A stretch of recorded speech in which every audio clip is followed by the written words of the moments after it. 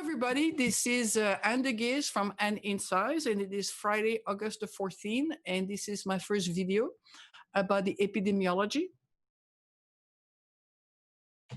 And the high level we're going to talk about today, I'm going to change that first part to just be more lively as opposed to just go for a lot of boring statistics. Still some numbers coming. But overall, the takeaway is 21 million cases worldwide. India now has passed the US. We are now number 3 in the world. And so we have India first, Brazil number 2, and the US number 3. We'll talk about the fact we've gone from 70,000 cases per day to 51,000 cases per day. There may be some issue on data we're going to talk about. Unfortunately, we had the deadliest day ever, 1,500 deaths in one day. We'll talk about nursing homes, the problem with kids going back to school, issue about unemployment, and there's some very interesting data from England about their prevalence. In part 2, I'm going to talk about airborne and mask type. You don't want to miss that. There's different masks with different efficacy, so you want to be careful. We'll have a deep dive on the immune system and the vaccine. So it's a review in that area there. And there's a lot of new information on long-term damage and the long haulers, which is seriously getting to be a major concern. So in the US, you can see that US, which is in green, has been going down. We had a bit of a worry there. There's some data issue there, but there's clearly a plateau and going down. So we hope that continues. Unfortunately, as you see, India now has passed and is now number 1 in the world and still on a straight up curve. And Brazil is kind of plateauing, I'm not 100% sure about that. This is a 5-day average, so it should be a little bit smooth. In the world, we now have 21 million people confirmed. Now, remember, we know, especially in countries like Africa and Asia and the US, we may be underreporting by a factor of 10x. What that means, there could be 200 million people in the world that have been exposed. That is 5% of the worldwide population. That is stunning in a period of 5 to 6 months. So unfortunately, the US is still number 1 in the number of cases, with over close to 5.3 million cases now.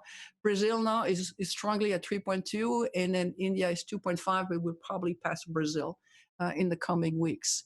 And then you can see we quickly dropped there. We're still a lot of cases in Russia and South Africa there. Now, the good news, and we'll have to see if that continues, it looks like worldwide we're still growing, but we're plateauing in the growth. And that could be good news. Of course, a big chunk of that is the US that's, is starting to go down a little bit there. Still going up on the number of daily cases for death, unfortunately. Looking at the numbers, you remember a few weeks ago, US was at 75,000. It was kind of that big blue line there. We went all the way there to 77,000. We've been going down. India has passed us, and now is Brazil. So you can see that India now 64,000 cases and still on the pretty high trajectory on the way up. This is a new dashboard that shows that the US has dropped by 7% the number of daily cases. Also has Brazil, but Brazil has a lot of zigzags, so we have to see how that levels itself off. Unfortunately, India is still on the up curve of 8% over a period of 5 days. Quickly there, reconfirming the curve, for a while it was plateau. Hopefully the data will confirm that this is really going down. There's some data issue. Brazil, plateauing, but a lot of zigzags. So I think we need a few more weeks to make sure that's the case. India, clearly up. No sign of plateauing there. And Mexico, good news for friends from Mexico. They really have slowed down and plateauing. So that's really good news for Mexico. So you may have heard that there was an outbreak in New Zealand. New Zealand had no cases for 100 days. And then they had 17 cases in a matter of a couple of days. And the thing that got people really worried is that they did the genomic of those new diseases there, and it was a new imported case. The genome of the virus was different than the one that was inside the community. So then I started looking around. There was this family there that has several people there that had never traveled, had no contact with anybody, but he was working in a cold warehouse. And there has been this concern that China has talked about, that they have now detected the virus on the chicken wing, on the frozen chicken wing, inside the package of a package that came from Brazil. Now, with the technology they had, they couldn't tell if the virus was contagious and viable or not. They just could just look at the genome and the fact that there was a presence of the virus. They also were found on the packaging, so not inside the package, but on the outside of the package, of frozen shrimp from Ecuador, again, the virus. So there has been some concern by some people that should we worry about the virus staying alive inside a frozen environment? The World Health Organization and the CDC have come out to say it's a very low risk. If you look at China, they have tested 228,000 samples before they found that one that's contaminated. That is a really low statistics as a percentage there. And again, we don't even know if this virus were viable, if they were just pieces and fragment of the virus that was detected by the PCR. So the other thing to keep in perspective is the amount of virus that they collected was very low compared to the amount of virus that you get from somebody when they have droplets coming out of their face. So what I'm trying to say is that I use Lysol just when I do my shopping, just to be safe before I put it into my freezer. But I don't think we should lose our sleep over it. But I just want you to be aware that it's something that people are investigating. UK did a very large scale antibodies. And if you remember, the UK was a bit like Sweden in the beginning. They decided to let the virus go a while and develop kind of enough prevalence in the UK population there that they would be protected. And then they discovered, when the prime minister ended up in the hospital himself, that that wasn't really working. They had higher mortality. So they did a study of 100,000 people doing at-home testing with a prick type of technology there. And overall, the prevalence, the serology is 6%. In London, it's 13%. And that's a pretty high number. But in certain part of England, like southwest area there, it's less than 3%. This is the interesting part. 32% of people who were infected, so they had antibodies, so they had been exposed, had no symptoms. And the intriguing part is 49% of people over the age of 65 had antibodies and did not know they had been exposed. The prevalence is fascinating because it means that 3.4 million English people have been infected over that period of the last few months. 16% of the healthcare workers had antibodies. And they have the same problem that we have here, which is the social demographics. So people like the Black and the Asians had a very high percentage, significantly higher, 2 to 3x, the same thing we're seeing in the US, than the white population. The white population was only 5%, and the Black was 17%. So that's 3x. The younger population, same problem we're having here, 18 to 34 years old, was 8%, so a higher number there. And over the age of 65, people are very careful, and so they only have had 3%. So the older population is really taking a lot of protective steps where the younger population are not. And as we've seen in the US also, a high density household with over 6 people in the households had a 12%, so double the infection rate, at least the antibody carrier. So these are all great lessons there because it was a very large sample. They had done another one a month ago, and it's in the same zone. The one a month ago shows 7% prevalence. So that brings the question to say, okay, how is the UK doing? Remember, the UK initially said, we'll just wait and develop the herd immunity. Well, I mean, they really got unlucky. Not only do they have a high prevalence, they have a deeper recession than the rest of Europe. They have a 20% GDP drop. To give you perspective, the US only dropped 9.5%, half of their drop. And you see how much pain we are going through. And the EU zone as a group is only 12%. So not only it goes back to say we have to do lockdown and this social distancing and mask because it helps the economy. If you don't do it, you have the worst of all worlds. You have high prevalence, but not enough to get a herd immunity. You have a bigger drop in the economy, and they had a higher death toll. And the way they did the death toll is that they did the same thing we did in the US, which is you look at the historical average adjusted for the season of where the mortality should be at this time of the year. And then you can see what the excess is. And so this is using a 5-year average, which is the dotted line. And you look at the green curve, which is people over the age of 65. And then the black curve is the people over under 65. And we know the higher mortality is the elderly. And you can see they have a 7% higher mortality than what they should have had if there was no COVID. That gives you an idea that Spain is 6.6%. And then Belgium is around 4%. And remember, they are the one that had a higher mortality rate. So all over the places there, we've been underreporting, and we call this excess death problem there. But the point is that taking action, doing sheltering in places, which the rest of Europe did, forcing people to wear masks, which they did, at the federal or the nation level, did work. And you can really see the impact of the people who didn't do that. It's a very interesting study. Another way to look at this is say, well, what about the US? Well, the US has the same problem. A very interesting New York Times article came out a couple of days ago, and it shows that instead of the 150,000 deaths which are confirmed, we have 200,000 deaths. And we are totally underestimating it. And then they start showing what are the area that got hit the hardest. It's not a surprise, of course, in the whole Northeast in April and March took the hit. And of course, now we are having the whole South and West, which is where we have the outbreak there. But if you look at the number of excess deaths, you can see these are the ones we're taking the hit right now, where the Northeast is absolutely fine. They still have a little bit of excess deaths, but maybe like 1,000 extra cases compared to what we're seeing there. So the good news, we're now starting to be able to track not confirmed cases and confirmed deaths, but excess deaths, which is a much more accurate assessment of unfortunately, the impact on COVID. So very consistent to what we're seeing in Europe. Let's look at the dashboard of the US. There's some good news there, is that you can see the number of cases have been going down and the prevalence has been going down. The positivity test rate, we have been decreasing the number of tests, which is not good. We want to do more testing. We've been decreasing tests. And as a result of that, the positive test rate is still 8%. Remember, the World Health Organization target is 5%. And if you test above 8%, that means you're under testing, and we basically don't have a true representation number of cases we have in the country there. So the case growth is still a bit positive, 0.42%, but it's much better than what it was a few weeks ago, which was a much higher growth rate. So the dashboard over 3 weeks showed that nice trend going downwards from the peak of 73,000 on July 24th to 51,000.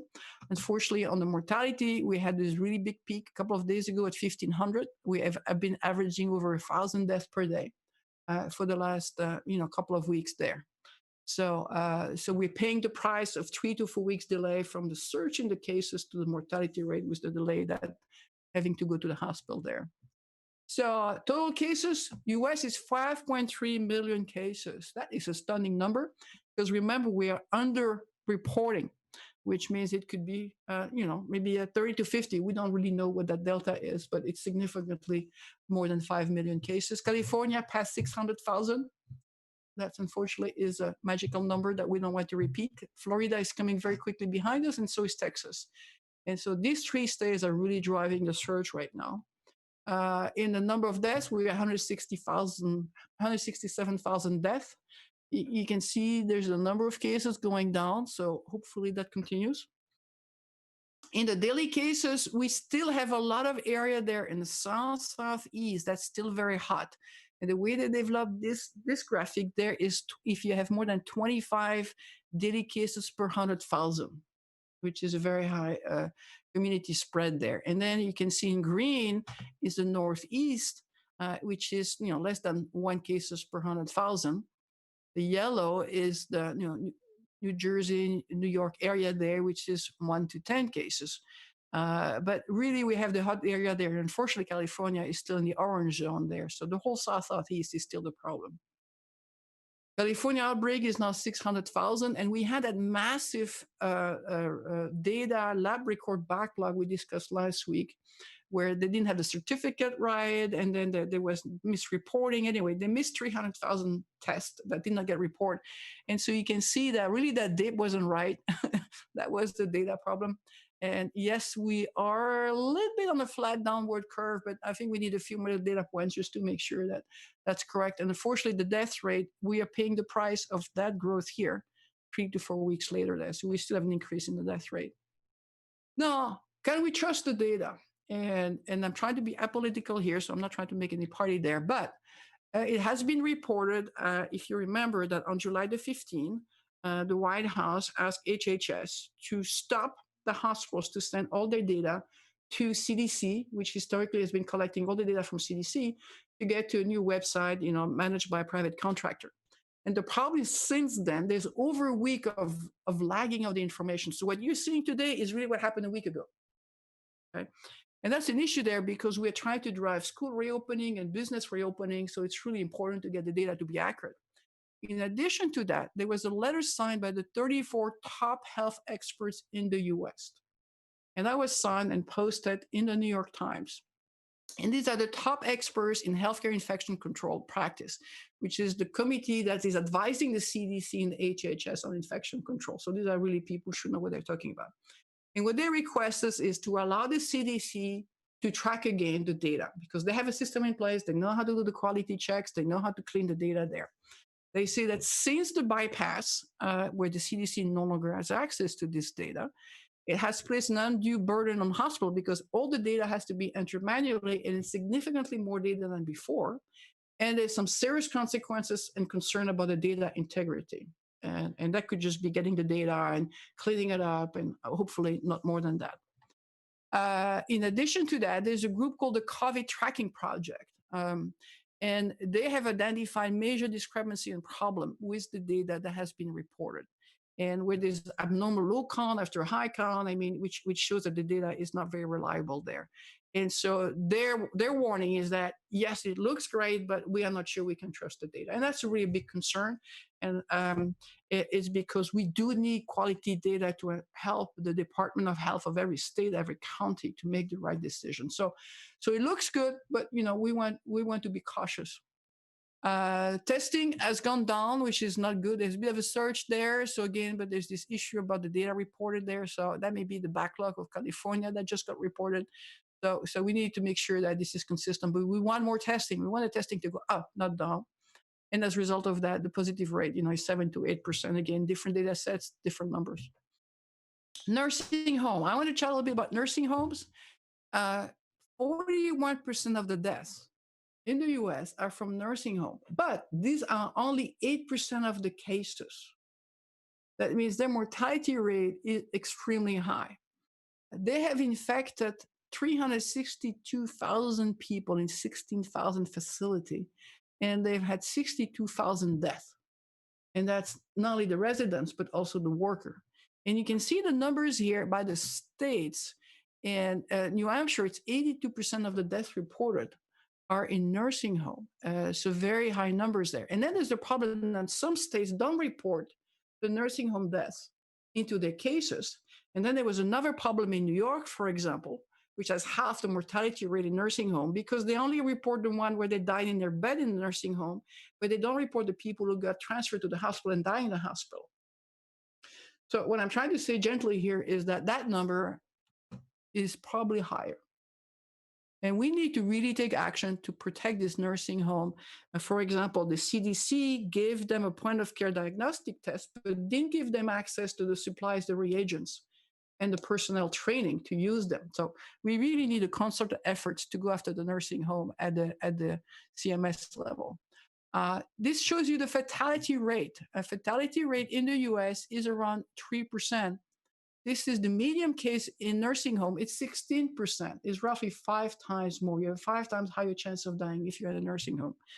And of course, it's high density, and there's a lot of issues there in the environment. The other issue is the kids going back to school. It's in the news. And unfortunately, there has been in the last 2 weeks a drastic increase of kids having the disease. And if you look at the prior week video on the clinical side, we have shown that the kids below the age of 5 and 9 years old are more contagious than adults. They may not get sick, and they may not are sick, or they may not have severe cases, but they are a carrier of the virus. And so what they've shown in the last 2 weeks is a 40% increase in the number of cases on the kids. So around 100,000 kids now have been confirmed. And of course, between 1 to 9% get hospitalized. Some of them still do get sick. There's a low mortality rate, but they are carriers. California independently had another survey showing a 36% increase in the last 2 weeks. And then 10% of the cases in California are for people less than 17 years old. So it can happen. They are contagious. And I think we need to make sure that the school take the appropriate action to protect not only the kids, but the teacher and their parents. The other bad news is the business closure. In particular, somehow San Francisco Bay Area has been hit pretty hard. You can see that they've had 5,000 closure of small businesses, and half of them are permanent. And that is a problem long term. The longer this COVID is hitting the economy there, the more damage we get to the restaurant and the service industry and the small businesses. And numbers are staggering there. So that's something that our life may be very different when we come out of this. This is a graphic from McKinsey that shows the unemployment. So the good news, you saw the peak that happened when we had the shelter in place, and most of the states are recovering. They're still higher than where we started.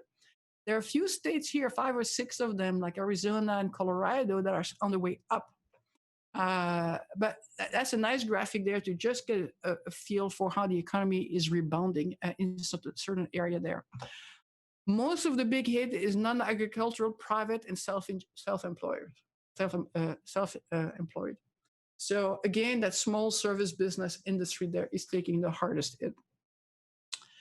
So I've put together this graphic because people asking, when did you talk about this? So every week I'm going to try to get some of the keywords. So if you look at some of the prior video on epidemiology, we talk about the prison on July the 10th. We talk about the individualism versus the collectivism and how that impact the case rate. And so please take a look at that in that pink, orange color there. I talk about the clinical. And you can see that on the clinical side, every week I try to get new data and new information there. So please go back and check these videos there.